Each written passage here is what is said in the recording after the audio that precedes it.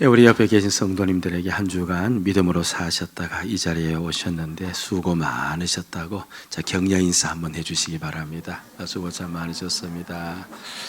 자, 우리 올 한 해 우리 교회 표어를 붙잡고 한번 서로 인사합시다. 부흥의 사명을 감당하십시다.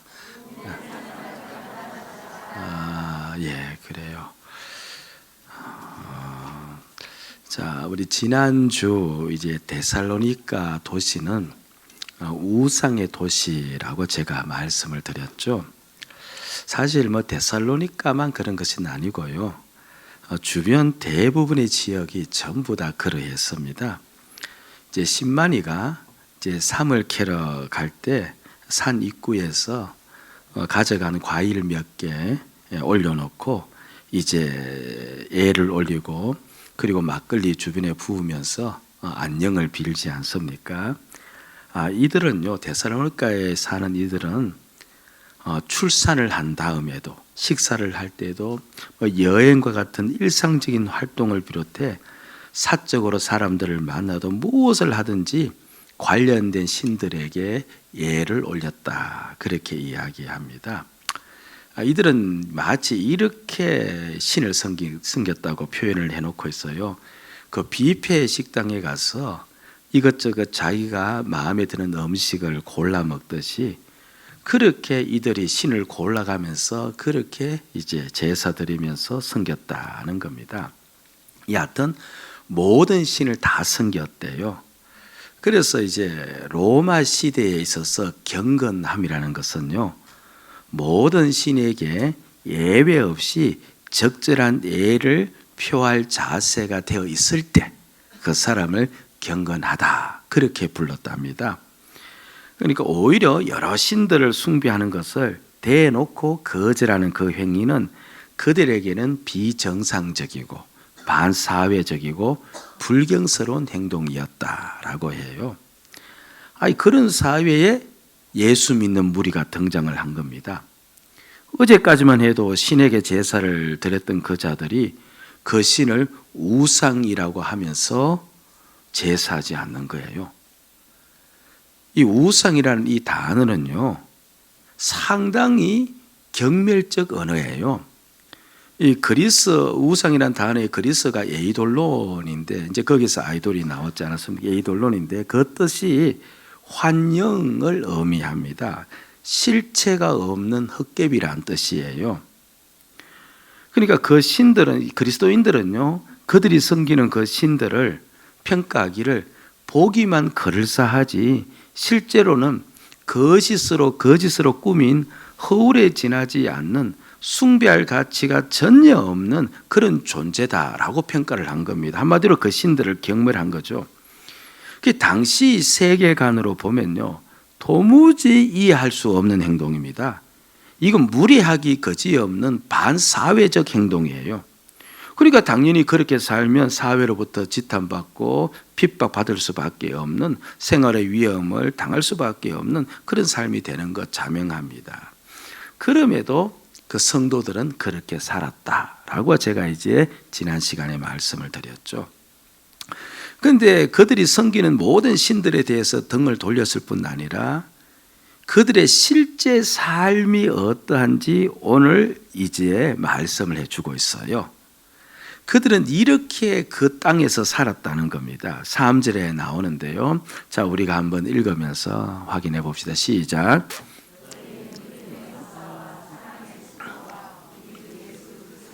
소망의 인내를 우리 하나님 아버지 앞에서 끊임없이 기억하미니. 자, 자막을 보시고요. 그들이 이제 살아가는 모습을 세 이제 단어로 표현해 놓았는데 어떻게 살았대요? 믿음, 사랑, 소망인데, 근데 그렇게만 표현하지 않고 그 뒤에다가 또 덧붙인 말이 있어요. 믿음의 역사, 그 다음 사랑의 수고, 소망의 인내.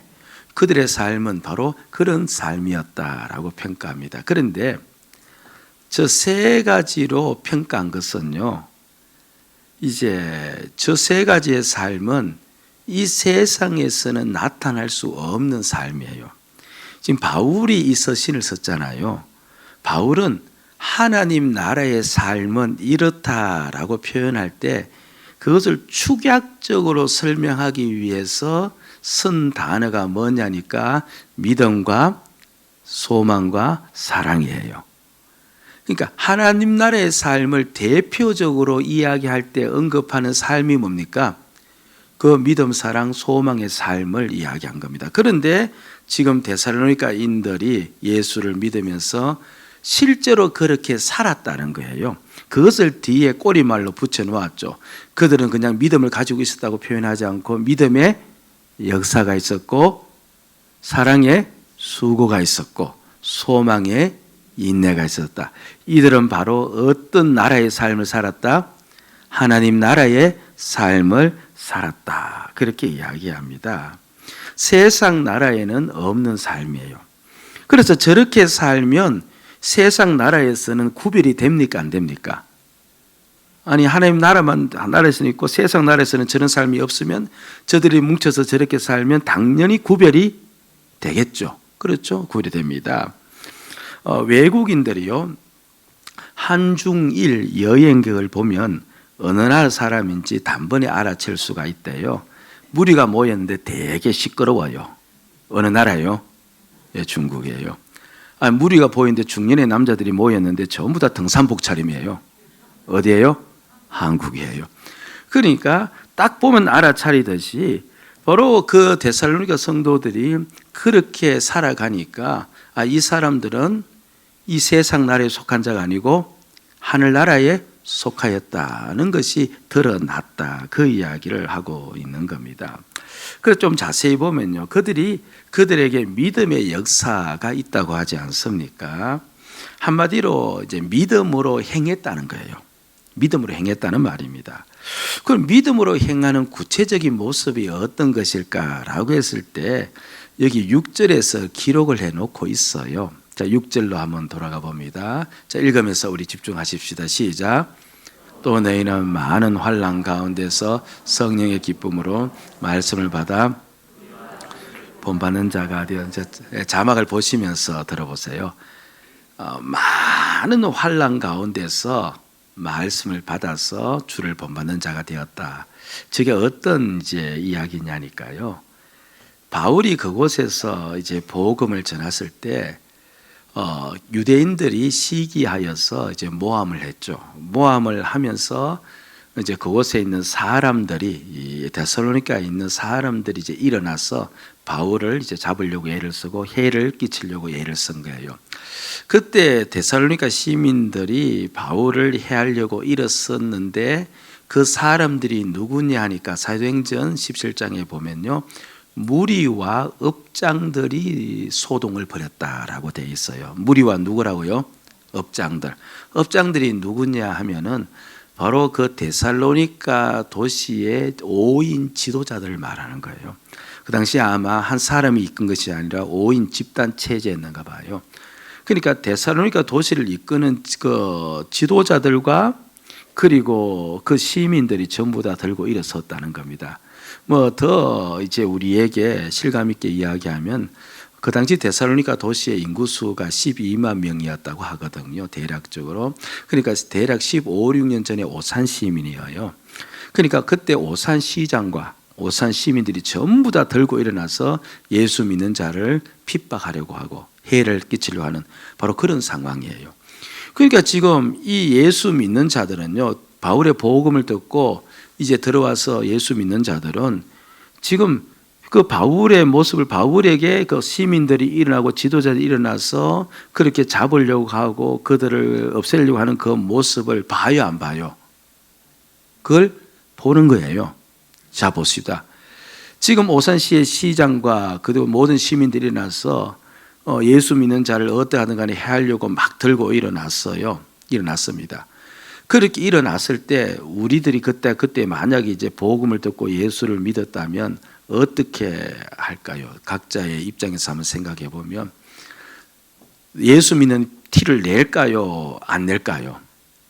물론 옆에 사람은 뭐라도 나는 내겠죠.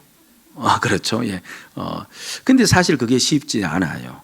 그런데 아까 그 자막을 보면 어떻게 나오니까 많은 환난 가운데서 성령의 기쁨은 무엇을 받아? 말씀을 받아. 말씀을 받은 다음에 주를 본받는 자가 되었으니, 이 말은 뭡니까? 말씀대로 어떻게 했다는 거예요? 살았다는 거예요. 어떠하든 주님을 따라갔다는 말이에요. 보여요, 안 보여요? 보이는 거예요. 아니, 지금 예수 믿는 자를 핍박하려고 사람들이 혈안이 되어서 일어서고 있는 그때인데, 그런데도 이들은 그 말씀을 받고, 그리고 주를 따라 살아가려고 하고, 주의 말씀에 순종하려고 하고, 세상 관습과 세상 기준을 따라 살아가지 않았다. 그걸 보면서 바울이 어떻게 이야기하는가 하니까, 아, 너희들은 믿음대로 지금 행하고 있구나, 이렇게 표현해서 그 표현을 믿음의 역사라고 이야기한 겁니다. 한 사람의 믿음은요, 어려움 속에서 진리가 드러나요. 평안할 때는요, 실제로 그 사람이 잘 믿고 있는 것 같아도 잘 믿는지는 몰라요. 실제 어려움이 그 사람 속에 들어와서, 환난이 그 사람 속에 들어와서 그 사람 속에서 역사를 할 때, 그때 비로소 그 사람이 실제 믿음이 있는지 없는지 진리가 드러나요. 광야 백성들의 진면목은 언제 드러났냐니까, 홍해가 갈라졌을 때 드러나지 않았어요. 홍해 갈라져 전부 다 찬양했어요. 믿음 좋은 줄 알았어요. 그런데 당장에 물이 없고 길이 멀고 앞에 적들의 위협 속에 들어갔을 때 그들은 어김없이 어떤 모습으로, 어떤 태도로 나왔습니까? 하나님을 원망하고 불평하며 나왔어요. 믿음이 있어요, 없어요? 믿음이 없었던 거예요. 어제까지만 해도 찬양하던 자가 오늘 환난이 오면 돌아서 버리는 거예요. 그러니까 환난 가운데서 성도의 믿음의 진면목이 드러나는 겁니다. 만약에 하나님께서 그들을 가나안 땅으로 이끄신다고 약속했거든요. 그러면 하나님의 그 말씀을 믿으면, 하나님을 믿으면, 그럼 길이 멀어도 사실은 분명히 우리 주님께서 인도하신다는 것을 알기 때문에 그렇게 심하게 불평하지는 않을 겁니다. 물이 안 나와도 반드시 자신들을 이끌어서 가나안 땅에 들어가게 하시는 그 하나님을 굳게 믿으면 그렇게 원망하지 않을 거예요. 그렇죠? 그런데 그들은 순종하지 않는 겁니다. 그 힘든 시간 속에서 여지없이 그들은 자신들의 본성을 드러내는 거예요. 환난 가운데 있을 때 내가 어떻게 예수를 믿고 있는지를 보면요, 나의 믿음이 어떤지를 알 수가 있어요. 그런데 이들은 환난을 직접 보고 자기도 그 위험을 당하고 있는데도 불구하고 주님을 따라 살아가려고 한 거예요. 믿음의 역사가 있는 거예요. 다음에 이들이 사랑의 수고를 했다고 하지 않습니까? 여기서 수고는요, 이 원어를 보면 코푸스라는 단어를 사용했는데 뜻이 좀 달라요. 이 단어는요, 육체적 피로를 낳는 고된 일, 이렇게 되어 있어요. 한마디로 수고, 여기서 수고는요, 지칠 대로 지칠 정도로, 일을 하는데 지칠 정도로 수고하는 것을 말하는 거예요. 그럼 사랑의 수고를 했다는 이 말은 뭡니까? 자신이 지치도록 뭘 했다는 거예요? 사랑을 했다는 말이거든요. 그럼 사랑이란 뜻이 뭐냐 하니까요, 감정적인 것이 아니고 성경에서 아가페 사랑은 다른 사람을 세워주는 걸 이야기해요. 다른 사람을 돌보면서 그 사람을 세워주는 것. 그러니까 이 데살로니가 성도들은 옆에 있는 성도들의 믿음을 세워주는데 얼마나 힘을 썼느냐 하니까 자신이 지쳐서 힘이 다 빠질 정도로 그렇게 사랑을 했다는 겁니다. 수고했다는 겁니다. 데살로니가전서 4장 9절에 나오는데요. 자, 여러분들 말씀에 집중하는 차원에서 4장 9절 시작.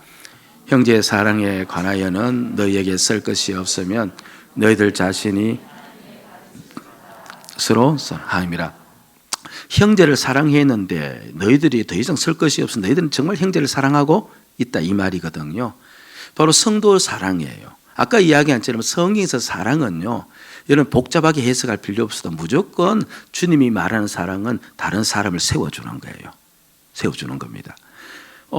그러니까 저 그 데살로니가 성도들이 지금 옆에 있는 성도들을 세워주려고 힘을 쓰는데 지금 이들 모두가 환난을 받고 있잖아요. 그 옆을 쫙 보는 겁니다. 보니까 성도들이 막 환난을 받고 있으니까 믿음이 흔들릴 수 있어요, 없어요? 흔들릴 수 있는 겁니다. 그럼 어떻게든 저 믿음이 흔들리지 않도록, 믿음이 꺾이지 않도록 내가 세워줘야 되는 거예요. 그래서 그 믿음을 세워주려면, 그 흔들리는 믿음을 세워주려면 격려도 해야지만 또 무엇을 해야 됩니까? 그 성도를 붙잡고 기도를 해야 되죠. 그러니까 그 성도 믿음 잃지 않도록 이 환난 가운데서도 그 믿음이 성장할 수 있도록 기도를 하는데 얼마 정도 기도한다는 거예요? 그 몸이 지칠도록 기도한다는 거예요. 여러분, 우리가 잠깐 한번 돌아보시면요, 성도 중에 힘든 성도 있고 어려운 성도 있을 때 우리 다 기도를 했어요. 그런데 정말 내가 시간을 내어서 그 성도가 회복이 될 때까지 지치도록 기도한 적이 있느냐 물으면 자신 없어요. 자신 없어요. 물론 내 자녀가 잘못되었을 때는 그렇게 기도해요. 자녀를 사랑하잖아요. 그런데 성도를 향하여서 그렇게 했느냐 물으면요, 이 중에 몇 사람이 예, 저는 그렇게 했습니다 라고 말할 수 있는지 모르겠어요. 그들은 그렇게 수고한 거예요. 그리고 환난을 당했다 하면 다른 것도 있어요. 물질적으로 지금 이들이 곤핍함을 당하고 있는 거예요. 그러자 그걸 알고 이 서로 어떻게 합니까? 헌금을 해서 그들을 도와주는데, 그런데 다 똑같은 입장이에요. 다 힘들어요. 힘든데 뭡니까? 더 힘든 자를 그렇게 물질을 뭡니까? 도와주려고 힘을 썼는데 그 힘을 쓴 것이 어느 정도까지 힘썼다? 자신들이 힘들 정도까지 수고했다는 거예요. 근데 여기서 그만하면, 그래서 우리가 좀 이해가 되어지는데요, 이들은 여기서 그치지 않았어요. 그게 참 우리가 봐서는요, 한편으로 말로는 이해가 되어지는데 우리의 삶과 비교해 보면요, 참 이해되지를 않아요. 4장 10절이에요. 4장 10절 보니까 너희가 온 마게도냐 모든 형제에 대하여 과연 이것을 행하도다.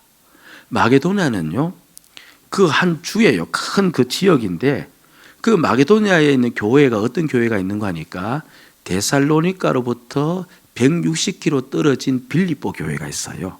거기서 바울이 복음 전하다가 쫓겨와서 데살로니가에 왔거든요. 그리고 데살로니가 교회 밑에 바울이 이제 사람들을 피해서 고린도로 가는 그 길목에 베레아라는 지역이 있어요. 그 지역에서 복음을 전해 또 몇 사람이 믿어서 베레아 교회가 됐는데, 데살로니가 교인들이 그 교인들을 알고 있을까요? 모를까요? 알고 있을까요? 몰라요. 자기도 믿은 지 얼마 안 되는데. 그리고 160km 떨어진 빌립보 교회 성도들을 알까요? 몰라요. 그런데 소식은 듣고 있는 거예요. 그들도 환난 가운데 있고 힘든 가운데 있다. 그러자 자기 교회 성도들만 그렇게 기도한 것이 아니고 어떻게 합니까? 그 지역에 있는 그 성도들 이름을 붙잡고 그 믿음 지켜달라고 기도하고, 또 그들이 힘드니까 자기들이 어떻게 해요? 힘을 다해서 도와주고 있는 거예요. 데살로니가 교인들이 그렇게 살았다. 사랑의 수고를 아끼지 않는 겁니다. 그리고 이들에게 소망의 인내가 있다라고 이렇게 밝히고 있는데요, 우리가 소망을 가지고 살아가면 반드시 그 사람에게 한 가지가 나타나요. 소망을 가지고 살아가면 무엇이 나타나요? 소망의 인내라고 했으니까 오래 참음이 나타나요. 손흥민의 아버지가 그 손흥민을 축구 선수로 키울 때 이제 키우고자 많은 고생을 했다고 하지 않습니까? 그리고 김연아 선수를 키운 그 아버지도 고생을 참 많이 했대요. 그런데 그 아버지들이요, 그 모든 고생을 다 참고 견딘 까닭이 무엇이에요? 그 심령 속에 무엇이 있기 때문에요? 소망이 있기 때문에. 그렇죠. 내 아들, 내 딸 축구 선수로, 피겨 선수로 우뚝 서는 그 소망을 가지고 있기 때문에 그 힘든과 어려움과 고생을 다 참고 나갈 수가 있었죠.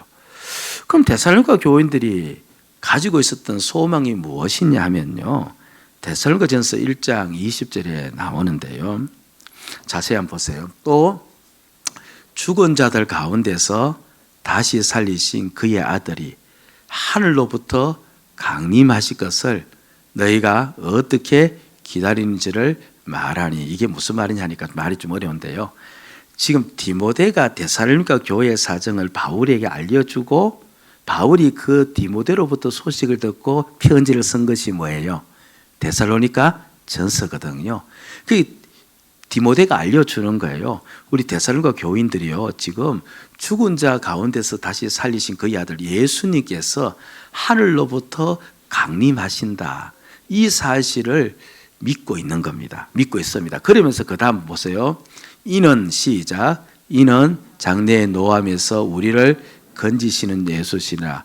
그런데 예수님이 그렇게 하늘로부터 이 땅에 내려올 때요, 데살로니가 교인들은 자기를 건지신다는 것을 믿고 있다, 이렇게 이야기하는 겁니다.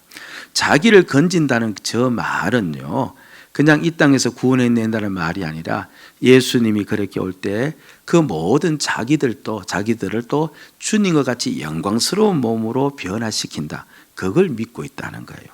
그러니까 데살로니가 교인들이요, 무엇을 믿고 있느냐 하니까 주님이 반드시 이 세상에 심판자로 오신다.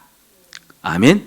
오시는데 그때 우리 예수 믿는 우리들은 누구와 같이 변할 것이다? 주님과 같이 변할 것이다. 저는 4개월 동안 데살로니가 교회에서 바울이 복음을 전할 때 곁에 있지는 않았어도요, 바울이 무엇을 강조했는지 눈에 그려져요. 바울이 성경 곳곳에서 바울이 소망을 가진 이야기를 할 때요, 나는 늘 소망하는데 빨리 하늘나라 가고 싶다는 거예요. 빨리 하늘나라 가고 싶다. 예. 왜 하늘나라 그렇게 가고 싶었냐? 고생을 많이 해서? 아니다.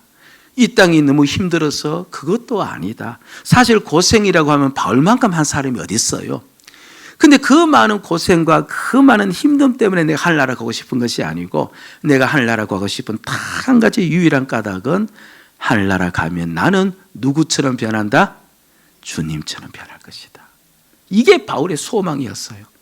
자꾸 육신대로 이 땅에 살다 보니까요, 자기도 모르게 육신에 끌려서 자꾸 죄를 짓는 거예요. 이 죄를 좀 짓지 않고 살았으면 좋겠는데 육신에 포위되어서 살다 보니까 자꾸 자기도 살아나고, 그래서 자꾸 죄를 짓고, 이게 너무 지긋지긋한 거예요. 그래서 내 빨리 어서 주님께로 가서 주의 몸으로 변하여서 그렇게 내가 살고 싶다. 이게 바울의 소망이었고, 그래서 이 이야기를요 참 자주 해요. 그러면 제가 대충 생각해 보건데, 그러면 당연히 그쪽 교회 가서 이야기했을까 안 했을까요? 이야기했을 거예요.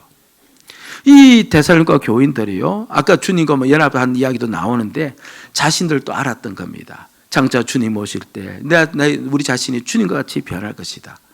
여러분 보세요. 어느 한 아버지가 자신의 아들에게 회사를 물려주기 위해서, 그런데 그냥 물려주면 회사를 경영하지 못할까 싶어서, 야, 너 이제 말단 사원에서부터 이제 일을 해보기 바란다. 그래서 회사를 익히기 바란다. 그런데 말단 사원으로 들어가서 일을 하는데 아무도 몰라요. 그래서 주변에 같이 일하는 사람들, 위에 있는 상사가 있겠죠. 그를 티박을 줘요, 구박을 줘요. 그리고 일 못한다고 때를 먹고 험한 말도 막 쏟아부어요. 그리고 일도 많이 듬뿍듬뿍 주어요. 가만히 생각하니까 내가 왜 이곳에서 욕을 듣냐, 내가 왜 이곳에서 이렇게 힘든 일을 하냐, 힘든 일을 하지 않으면 잘 살아갈 수 있는데 내가 왜 이곳에 와서 사람들로부터 이렇게 눈총받냐, 마음속에 자꾸 불끈불끈 무엇인가 올라와요. 혈기가 막 올라오는 겁니다. 그런데 이 사람에게는 소망이 있잖아요. 뭐예요? 소망이 뭐예요? 이 회사 내가 물려받는 거예요. 물려받는 소망이 있으니까 지금 그 힘들고 어려워도 다 이게 익히는 거잖아요. 그럼 참을 수 있어요, 없어요? 참을 수 있는 겁니다. 다 참는 겁니다. 마찬가지예요. 내가 주님의 몸으로 변한다, 그게 유일한 소망이 되다 보니까요, 이 땅에서 혈기 막 올라와요. 혈기 올라오다가 그 소망을 바라보는 거예요. 아이고, 장차 주님의 몸으로 변할 내가 혈기 부리며 살 수가 있냐 없냐? 대답해 보세요.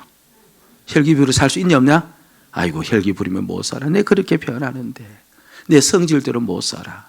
마음속에서 여러 가지 악함이 막 올라옵니다. 올라오는데도 나의 소망은 주님의 몸으로 변하는 것, 그걸 생각하니까 그 악함대로 살아갈 수가 없어요. 그래서 그걸 다 어떻게 해요? 눌러요.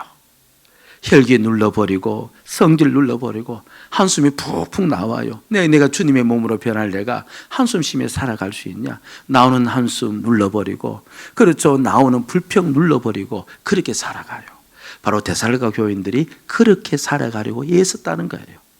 주님의 몸으로 변할 것을 바라보면서 자기 마음, 자기 뜻, 자기 생각대로 살지 않으려고 그렇게 그것이 올라올 때마다 다 어떻게 했다는 거예요? 꾹꾹 어떻게 했다? 눌러버렸다. 오래 참았다. 그걸 바울이 보면서 야, 너희들은 정말 소망에 무엇이 있구나? 인내가 있구나. 이렇게 평가를 내린 겁니다. 사람들이 우상을 섬기는 까닭이 있습니다. 왜 우상을 섬길까요? 참 이게 기가 막혀요. 우상 중에는요, 기가 막힌 도무지 이해가 안 되는 우상도 있고 신도 있거든요. 여러분들 병기의 신 들어보셨어요? 병기의 신도 있어요. 제가 하도 오래 그 신문을 본 지 오래됐지만서도요, 너무나 생생하게 기억이 나서 아직까지 기억이 나요. 그래서 제가 몇 번 말씀드렸잖아요. 일본이 신을 참 많이 섬겨요. 그래서 통설로는요, 일본 백성들 숫자보다 누구 숫자가 더 많다? 신 숫자가 더 많다는데 정말 그런 것 같아요. 일본인들이 병기 앞에서 절을 하는 것을 사진으로 찍어 놓았는데요. 병기가 이제 좌변식이 아니에요. 그냥 이렇게 보는 화변식이라 해서 앉아서 이렇게 하는 데인데, 그 물론 깨끗한 병기죠. 그 병기에다가 소원을 적어서 이제 던지고 물을 내리면 싹 쓸려 들어가잖아요. 그걸 이제 그렇죠 보면서 우리 소원도 저렇게 화끈하게 열어줬으면 좋겠다. 그런 마음을 품고, 그리고 소원 적어서 병기 위에 올리고 물 내리고 그 앞에서 절하는 거예요. 사진이 나왔어요. 예. 도무지 이해는 안 돼요. 그런데 섬겨요. 정말 섬겨요. 우상이 다 그렇거든요. 그럼 왜 그렇게 우상들을 다 섬길까요? 이유는 딱 한 가지입니다. 우상의 영광을 위해서? 병기의 영광을 위해서? 아니잖아요. 누구의 영광을 위해서? 자기 영광이에요. 자기 욕심을 얻기 위해서, 자기의 번영, 자신의 즐거움, 자신의 쾌락, 자신을 위해서 우상을 섬겨요. 우상을 섬기는 까닭은 딱 한 가지, 그것밖에 없어요. 그게 바로 세상 나라의 특징입니다. 세상 나라는요, 전부 누구를 위해서 산다? 자기 위해서 살아요. 그런데 믿음의 역사, 사랑의 수고, 소망의 인내로 산다는 것은요, 곧 무엇을 버리는 삶이에요? 자기를 버리는 삶이에요. 이들은요, 환난 가운데 세상을 따라가야 정상이에요. 환난을 즐거워하는 세상 사람들 있어요. 우리도 환난을 즐거워하지는 않잖아요. 그런데 환난을 받을 줄 알면서도 어떻게 합니까? 예수를 따라 살아가는 거예요. 분명 그 안에 있는 자기는요, 환난 받기를 즐거워해요? 즐거워하지 않습니다. 피하려고 해요. 그런데 그 자기를 어떻게 하는 겁니까? 버리는 겁니다. 그래야 믿음의 역사를 이룰 수 있는 겁니다. 세상 나라는요, 자기를 세우지 다른 사람을 세우지를 않아요. 다른 사람을 세우기는커녕 다른 사람이 세워지면 시기해요. 그런데 이들은요, 자기를 버리고 다른 사람을 세워주는 거예요. 지칠 대로 자기들을 희생시키면서 다른 사람을 올려주는 겁니다. 예.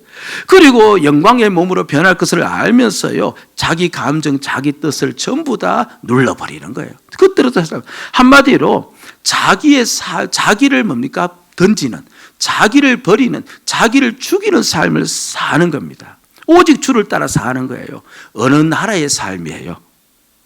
세상 나라가 아니고 하늘나라의 삶을 사는 거예요. 이들로 말미암아요, 우상 많은 그 데살로니가 도시에 무슨 나라가 생긴 거예요? 무슨 나라가 일어난 거예요? 하늘나라가 일어나 버린 거예요. 아멘? 하늘나라가 보여지기 시작한 거예요. 전혀 다른 차원의 삶이 펼쳐지기를 시작한 겁니다. 이들이 그럼 훈련 받아서 이렇게 되었을까? 아까 이야기한 것처럼, 우리 지난 시간 들은 것처럼 이들은 예수 믿은 지 몇 개월짜리다?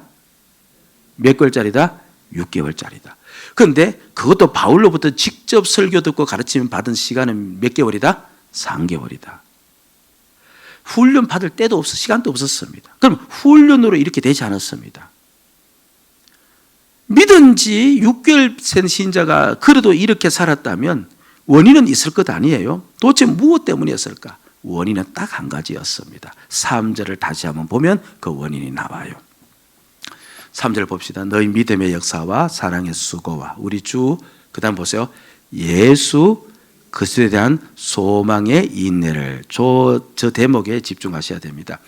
주 예수 그리스도에 대한 소망이 있는데요. 저것은 우리가 번역한 문이고요. 정확한 번역은요, 기록해 놓으면 좋아요. 주 예수 그리스도 안에서, 이런 말이에요.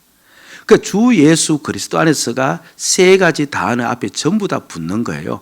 주 예수 그리스도 안에서 소망의 인내를, 주 예수 그리스도 안에서 믿음의 역사, 주 예수 그리스도 안에서 사랑의 수고, 이게 전부 다 붙는 겁니다. 결국 그들은요, 지난 시간 들었던 내용이 같이 겹쳐지면서도 그들은 어디 안에 있었다는 거예요? 주 예수 그리스도 안에 있었다는 겁니다. 근데 무엇을 일러주고 있는 겁니까? 바울이 보니까 그들은 주 예수 그리스도 안에 있다는 것이 이것이 아니라 그들 스스로가 어디 안에 있다는 것을 알았다는 거예요. 주 예수 그리스도 안에 있다는 것을 알았다는 겁니다. 이게 무슨 말이에요? 예수를 믿으면요, 여러분들, 예수를 믿으면 반드시 결론이 그렇게 나요. 예수는 십자가 사건, 주님이 나 위에 죽고 나와 함께 살아나셨다는 것을 받아들이잖아요. 자, 보세요. 오늘 이 시간 여기 앉은 우리 모두가 예수님이 나 대신 죽고 나와 함께 살았음을 믿는 줄 압니다. 아멘? 알아요. 그럼 나와 함께 주님이 살아났으면, 그럼 나는 주님과 함께 살아났기 때문에 나는 주님과 어떻게 된 겁니까? 주님과 연합한 자가 됐죠. 그렇죠.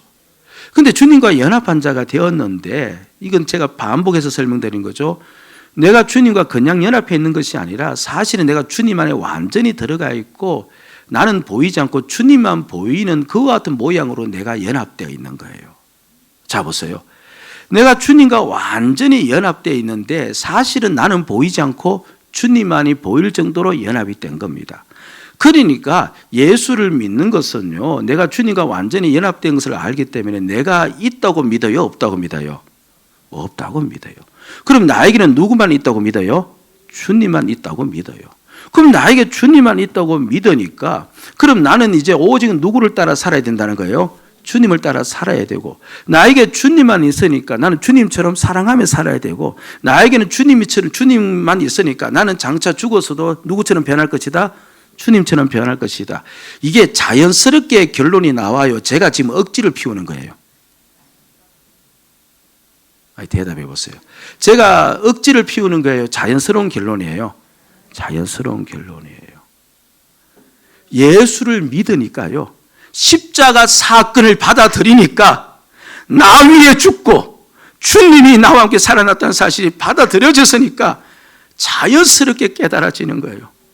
내가 주님과 연합되었구나. 내가 주님 안에 있구나. 나는 확실히 구원받았구나. 나는 확실히 새로운 자가 되었는데 어떤 자가 되었는가?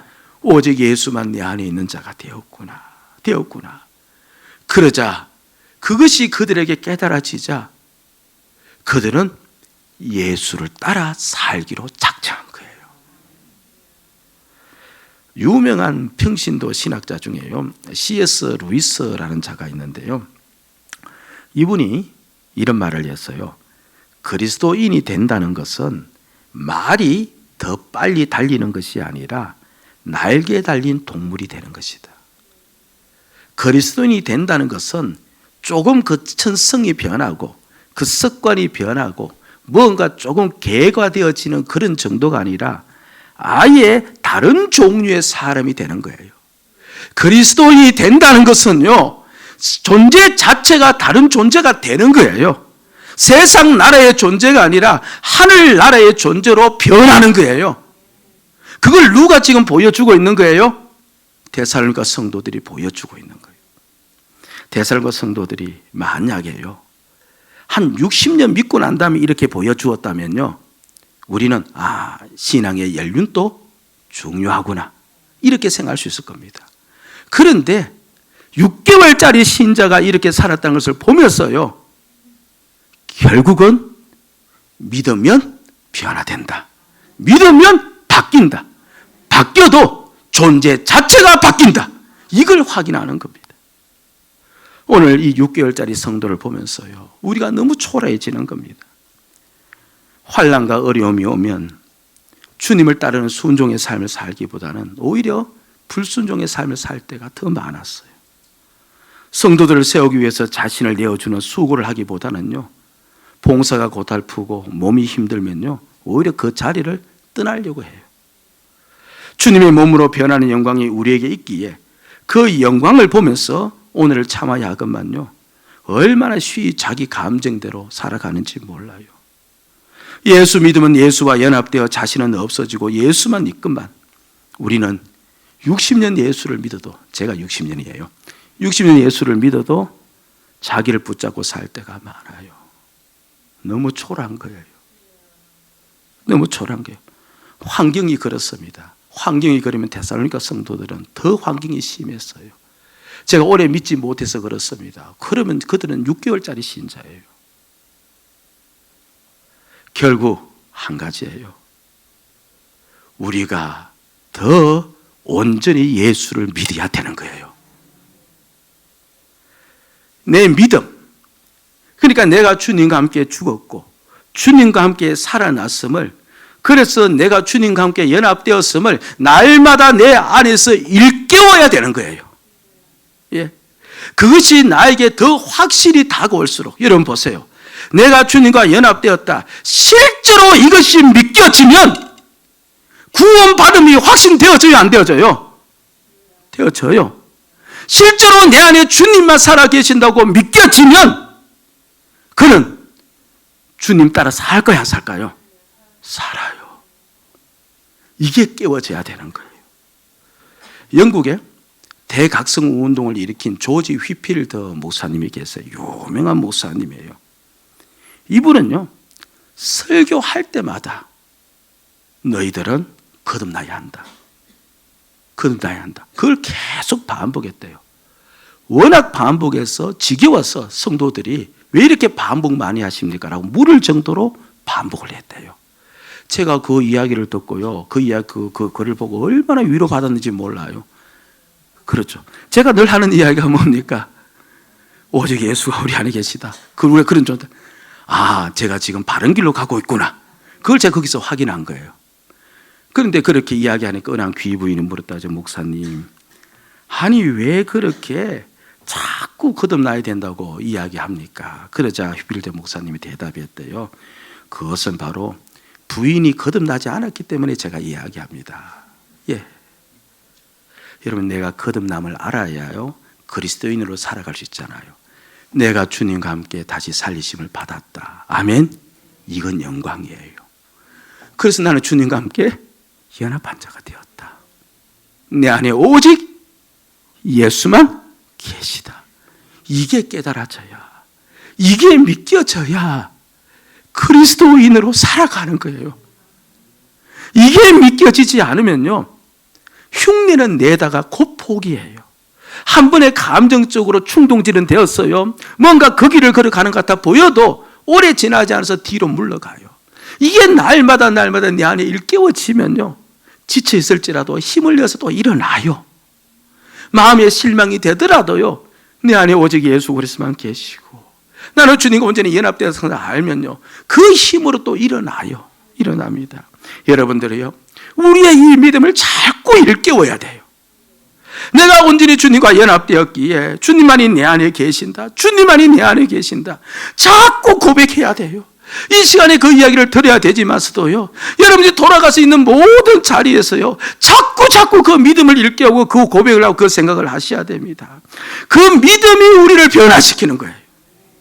그러면 우리들이 있는 곳에요, 하늘나라가 임해요. 두 부부가 있다가 그래도 한쪽만이라도 나는 주님과 연합된 자인데 라면서 연합된 자로 삶을 살려고 그 믿음이 일깨워서 그렇게 살아가면요, 부부 사이에 하나님 나라가 이루어지고, 한 식구가 그렇게 살 때 가정에 하나님 나라가 들어오게 되어지고, 직장에서 누구 한 사람이 그렇게 살면 그 직장 세상 나라 속에 주님의 나라가 생기게 되어지는 겁니다. 저와 여러분들이요, 이 믿음만이 우리를 변화시키면 꼭 기억하시고, 저와 날마다 믿음을 일깨워서 이 변화되는 놀라운 삶, 그래서 우리가 있는 모든 자리에 하늘나라가 임할 수 있기를 주의 이름으로 축복을 드립니다. 아멘.